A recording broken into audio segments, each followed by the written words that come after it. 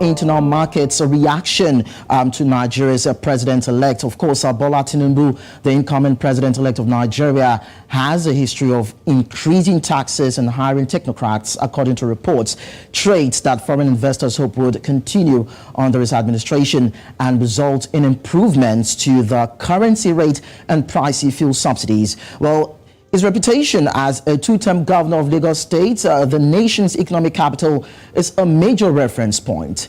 Tinubu's victory in Saturday's vote with 37% of the vote is being challenged by rivals in court, is said to be widely regarded as a godfather who controlled the mega city Lagos long after his own tenure as state governor, leading some analysts to worry that market-friendly changes will fall victims to politics.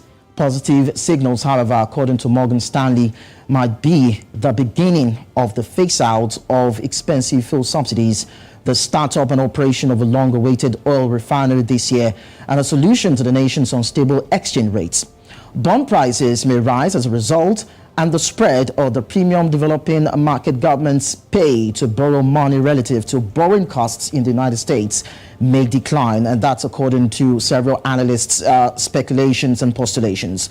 So this morning, joining me to further break down how the market has been reacting to Nigeria's president-elect, that is Bola Ahmed Tinubu, who is set to become the next president of Nigeria. We have Victor Aluyi, who is the senior vice president and head investment, Sankore Global Investments here in Lagos, Nigeria. Thank you so much, Victor, for joining us once again to look at this particular dicey and sensitive topic. Thanks for having me. Good morning. Good morning to you. Well, it might seem as though we are trying to start before we shouldn't have started, if I could put it that way. Let's quickly look at what might happen in the next 100 days of the emergence of Bola Tinubu by the time he becomes the president of Nigeria.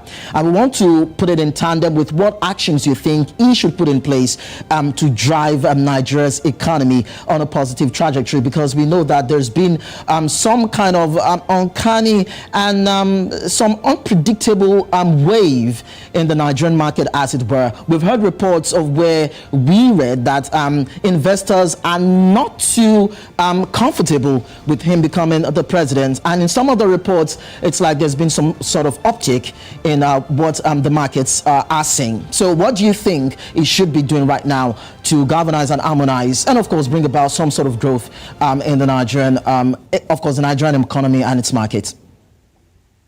All right. I think that it really is all about policy. This is the year where we really cannot afford to kick the can down the road when it comes to critical policy reforms that need to happen in the economy. Top of which is the fact that if you look at the economy over the last couple of years, we have been on a fiscal path that has been essentially debilitating, a path that really is not sustainable. So something really needs to be done. If you look at government revenues over the last couple of years, it's essentially suffered. You also look at our fiscal situation, that has also deteriorated, quite significantly over the last couple of years. So reform on that front that ensures that, the country is on a more sustainable fiscal path becomes really, really critical. Also, FX reform, is extremely important at this time. We've gone through a couple of years where the FX situation has been the elephant in the room, and there has not been any real, cohesive, policy action to address that situation. So I think that when it comes to policy, those are some of the things that, the incoming president would need to address. One of it that will certainly help with, the sort of fiscal path that we are on is the discussion around subsidy. I mean, something has to happen. I don't expect that, subsidy will be removed in one fell swoop. I would expect that we're going to see a staggered or a phased approach to, removing subsidy. On the campaign trail, all of the three candidates have essentially talked about the fact that this is a reform or policy action that they were willing to take. It really remains what, will be done by, the incoming president. But I think that policy move needs to be made. Again, like I said, last year we spent over 4 trillion on subsidy. This year, about 6 trillion has been budgeted. That's a lot of resource that can certainly be freed up to be channeled into more productive areas of the economy. that's a huge resource that can certainly free up our fiscal situation and put us on a more sustainable or a better fiscal footing. So I think that in the first 100 days, I would like to see policy moves or reform in the area of subsidy and also on the FX front as well. So these are two very critical points that I think will give us a really strong indication of what the economy is likely to be like under the incoming administration. All right. According to reports, between 62 and 65% of Nigeria's current population is made up of youths. And according to the latest reports that we had about the election, about 52% of youths constituted the majority of those that voted in this presidential election. That actually makes them a force to reckon with when it comes to the socio-political discussions and landscape of the country. Now, how do you think that it should address their yearnings? Because, of course, we have this larger portion of the population leaving the country for greener pastures abroad. And, of course, they have some agitations. They have questions that need to be answered. And, of course, they form the bulk of the working labor force, if we could put it that way. So how do you think he should be talking to them or addressing their concerns? I think the issue just boils down to the sort of reforms that are implemented. The reason we have a lot of youths disoriented, you have a lot of people leaving, it really is tied to all of fiscal issues that we're having, all of the FX concerns that we continue to have, which basically dovetail into the issues around economic growth, job opportunities, and all of that. So again, I still think, and I reiterate that, if bold policies, bold reform around subsidy, bold reforms around FX are undertaken, I think it would go a long way in addressing these issues and assuaging the concerns that a large swath of the population would have, and not just even the young people, but all across the population. And I think these reforms would it's not a silver bullet that would make change things overnight, but it is a step in the right direction that will ensure that come in 1 year or in 2 years' time, we are on a much more solid fiscal footing. The FX situation is taken care of. We're clear, at what rates things are exchanging for. It will help to address also the inflation situation that we are having. Other things like security obviously needs to be addressed to ensure that people can conduct businesses in a safe, environment. So I think that these are key issues, low-hanging fruits that need to be addressed. Like I said earlier, this is not the year we can kick the can down the road. Things need to happen. We need to take really bold decisions to ensure that these issues are indeed addressed. All right, let's look at Nigerians in diaspora, because these certain elements have also been keenly observing, and in some way they have been participating in the 2023 elections, as it were. Some have said they were going to collapse their businesses. Some said they were going to expand their businesses from wherever country they reside down to Nigeria. And some said they were going to offer free services if a particular candidate wins the election. But of course, it didn't happen for them that way. But what we're looking at is on a broader scale of how to incorporate them, how to accommodate them, and see what benefits can come from their side, aside yearly remittances. So how do you think the government or the incoming government should go about bringing or wooing this set of Nigerians who are in the diaspora to scale up investment opportunities into the country? Again, it really isn't different from the points that I've made earlier. I mean, I remember, the mid-2000s, you had a wave of Nigerians returning from abroad. You had a lot of returnees who basically came back here to set up businesses and all of that. And I think that we can return to those heydays. It really is around policy. Back then, we were on a much more sustainable, much stronger fiscal footing. We didn't have this sort of FX volatility and all that kind of stuff. So I think that once these policies are set in motion, it will ultimately create an environment that people who want to come and who want to relocate back here, who want to return and do their business here, will create an environment that enables them to do that, very successfully, because we've had that, in the past. So really, it boils down to a lot of the reforms that happen. If we are not bold enough to carry out these reforms, then the conversation we'll be having with people in diaspora would essentially just continue to center around remittances. All right, I know you said a lot, Victor, but we will still try to pick maybe 1, 2, 3, 4, 5 critical policies that you believe that if the incoming government brings on board, it will be able to bring about some sort of transformation for the Nigerian economy. But then let's quickly look at the Nigerian stock. Before the electoral umpire actually gave his verdict, JP Morgan gave some sort of assessment about Nigerian assets, and he said that based on what he observed, potential problems associated with the Nigerian assets from its national elections were said to be easing, so to speak, which actually speaks about some sort of sentiment and a reduction in tension and apprehension according to the mood of the investors. But then I would like to know how you would interpret that particular postulation by JP Morgan.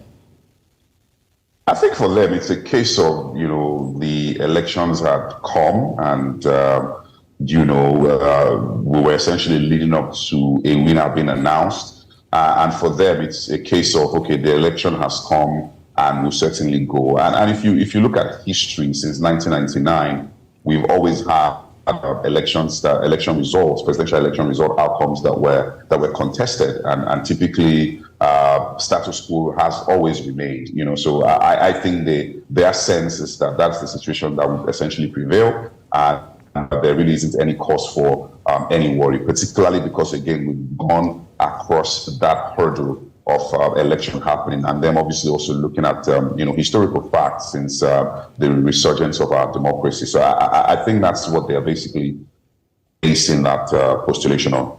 All right, let's look at another international institution, the Wall Street Investment Bank. It actually advised traders that they should take profits on a long trade on dollar to naira. That's 9-month non-deliverable forwards. But then there are some speculations that this may lead to some sort of sell-offs, and possibly the outcomes might be bearish, so to speak. But then what is your take on this? I mean, if they're giving recommendations to take profits on long positions, then if the clients heed that call, it certainly will lead to profit taking, and there'll be certainly some sell-off. Again, for them, it may be a call on where they expect to see the currency maybe before this year runs out. They probably are not very bullish on that, and that's the reason they made that call. It really remains to be seen if that to be heeded. I mean, we'll continue to see how the FX situation pans out in the near to the medium term. All right, let's go back to Morgan Stanley. Well, he said that the Nigerian Stock Exchange turned bullish. Yes, just as I said earlier, on Nigeria's government bonds on Thursday, on hopes that Nigeria's president-elect will continue with fiscal and financial market policies. But then, would you consider this as some sort of vote of confidence for the incoming government, or you think it's a calculative, cautious step that it's being taken? I think it's just market vagaries. For the fixed income space, yes, it's turned bullish, really, just on the back of the fact that there's quite a lot of liquidity. In fact, what I would describe as a wall of money in the system right now. Between this month and next month, we expect almost 3 trillion worth of maturities that will come in, maturities from treasury, bond coupons, automobiles. These maturities will come into the system, and they will certainly need to find a home. So all of that maturities coming through is essentially what's bidding up these prices, not necessarily associated with the outcome of the election. The truth of the matter is that whether we had elections or not, with that sort of liquidity, asset prices, particularly within the fixed income space, we're certainly going to rally, and that's what we're really seeing. All right, Victor, earlier on, you talked about the possibility of a gradual phasing out of the subsidy removal. There have also been discussions around how Tinubu will tackle the multiple exchange rates, and of course the possibility of new refineries becoming functional optimally. And those are the keen concerns of stakeholders within Nigeria's economic space. Now, the question, of course, we know that in the past years, we've had different stories and discussions about how the government have been trying to phase out the subsidy payments on petrol. At some point they said, oh, they actually removed it totally. At some point they said it's been in phases. At this particular point, we really do not know what obtains. But we want to know or understand what you think the standpoint of Bola Ahmed Tinubu would be by the time he gets sworn in. Do you think he would have the political will to deal with these three critical areas, functional refinery, fuel subsidy removal, and the multiple exchange rates? These are policy moves that need to happen. At the end of the day, the truth of the matter is that when it comes to subsidy, it probably is a more political decision than it is economic. However, these are things that I think need to happen. Again, I don't expect that, the whole subsidy thing will be scrapped in one fell swoop. It only makes sense that it be gradually phased out, but in a really timely manner. The whole subsidy regime itself certainly needs to be appraised so that in phasing it out, it's actually done in a very proper and an efficient manner. Like you highlighted, it seems like, that regime has been scrapped, but we still see it going on, so there's a bit of confusion there. So clearly there needs to be an appraisal of that entire regime, and then a really clear plan with definite timelines as to how, the entire subsidy regime will be phased out. That is a policy move that needs to happen to ensure that, the country is set on a very strong fiscal footing and on a sustainable fiscal footing. When it comes to FX, really, it's important that it is dealt with, and all of these multiple exchange rate are, harmonized. If we're going to be exchanging at a certain rate, let it be clear that this is the rate that everyone gets their rate, not a certain people get rate at a certain level, other people are getting rate at another level, where the market is essentially bifurcated. That creates, intractable problems that then to economic challenges that we continue to face. So the courage really is what is needed to tackle or to take on these policy reforms. As for the refinery, it's essentially largely a private endeavor. We've had a lot of indications as to the refinery opening at different points in time, which didn't happen. We had a commission in this year, and the expectation is that before the year runs out, things will begin to take shape on that front. And it certainly does have very strong implications for the country from a fiscal standpoint, really, once that refinery takes off. If we begin to source our refined petroleum products locally, it takes away a significant chunk of that FX burden that then frees up resources for the government to be able to continue to tackle the FX situation that we have going on. So these are things that I think need to happen. There just needs to be a lot of courage around it. There can certainly be a lot of ways through which it happens, but happen it must at this time.